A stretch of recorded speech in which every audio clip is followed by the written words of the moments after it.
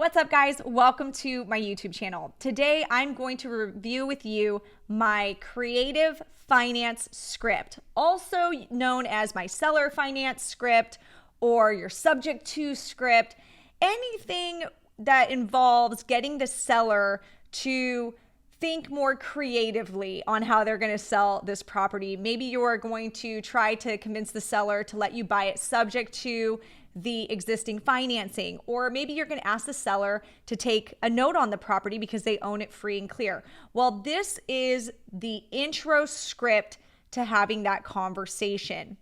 So convincing a seller to finance their property with you or let them buy the property via subject to is difficult. It can be difficult because sellers don't really understand it unless they are very, very experienced in real estate. They're really not going to know what you're talking about. So what I've found is that I need to keep my script very, very simple. I need to introduce this idea of creative financing in a way that they can understand it. So I try to keep it as simple as possible. I have another challenge where I'm not the person on my team talking to sellers day to day. I actually have a team. I have acquisition managers.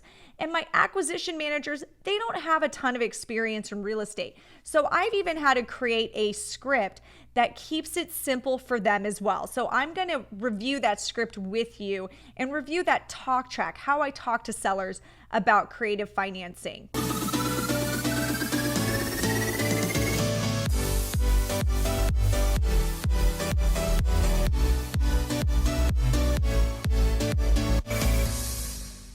So the first thing is you need to determine if you even need to use this script. And what I mean by that is, do you have a seller that would be open-minded to seller financing or creative finance deals? There's usually two situations where a seller would consider this type of offer. In the situation where the cash offer was not their best option, a seller might consider a more creative finance deal. And usually it's when their property is underwater, meaning that they owe more than the cash offer you made them. So we're going to just say underwater properties. The next is where the seller just wants more money than you can offer in cash. So there's not a reason. It's not that they have a mortgage on the property. It's just that they have this higher price expectation and they're really hung up on the sale price of the property, but they don't necessarily need to have the cash for any sort of reason. So once you've made that determination, now you're going to go into this dialogue with the seller. So say you just made a cash offer. What I like to do is I like to make the cash offer first and let the seller think about it for a day or two. When I call to follow up and the seller is still saying, nope, I don't want it, no way, not going to happen. I owe more than the property, than that offer. I owe more, or no, not going to happen. I want a higher price for the property. Then I'm going to lead into my script. So here's what I would say. I would say, Mr. Seller, Mrs. Seller, what's the lowest you can take for your property? And I would hear them out. Now, let's assume that is a price that you definitely can't do a cash offer on. The next thing I would ask, I would say, I really don't think we can get to that number for cash, but I could probably get there on terms. Would you be interested in that? Now, the seller's probably not going to know what you mean by that. They're going to be, what are terms? What do you mean, right? So expect the seller to say, what do you mean?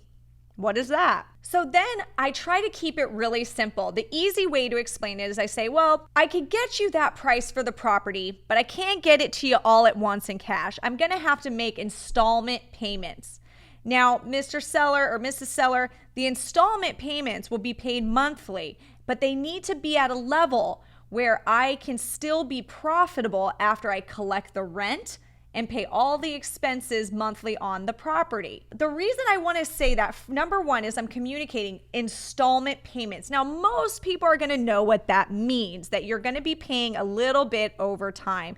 The next thing I want to communicate is that they have it in their head that these installment payments are going to be enough where you can still be profitable after you collect rent. So they're going to be lower installment payments, because the first place I notice sellers go is they think that you're going to pay the property off at $20,000 increments at a time, and that's not going to happen. So you need to let them know upfront, these are installment payments, and they need to be at a rate where I can still make money off the rent. My property is still going to cash flow after I pay you. That way you've set it in their head and their expectations are in the right place before you go off and go ahead and make that offer to them. Now, if they still don't quite understand what you mean, you can use an example. Now, this story has been floating around the subject to circles forever, okay? The story of the truck. I've heard so many different people tell the truck story. So you can explain it to them like this. You can say, one time I wanted to sell a used truck and I really wanted $4,000 for it. But when I put it on Craigslist, all my offers were about $1,500. I couldn't get $4,000 for it. Nobody wanted to pay the price I wanted. But then I changed my Craigslist ad and I said, I'm willing to accept payments and installments for this property. And I kept the price at $4,000. And you know what? I got 12 people interested in the property because although I couldn't find anyone to pay $4,000 cash for the property, there were a lot of people that didn't have the cash for the property, but they were willing to pay $4,000 if I would give them a loan. So if you explain it like that and put it into easy terms like a truck, a refrigerator, however you want to do it, that might help you. The point of this script and this conversation with the seller is that you are introducing the idea of selling you the property in a creative way.